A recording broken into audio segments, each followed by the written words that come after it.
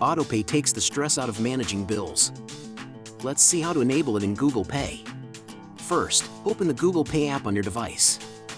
Look for the Payments section. Once there, find the bill you want to set for Autopay. This could be utilities, rent, or subscriptions. Tap on the bill. Look for the Autopay option and select it to start the setup. Set your payment date and confirm all details.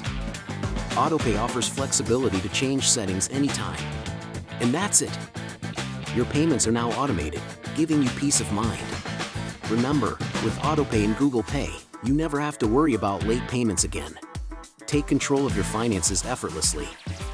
Google Pay makes it easy. If you found this helpful, share it with friends. Enable Autopay and enjoy convenience. For more tips, hit the subscribe button. Thanks for watching. Make your life easier with Google Pay.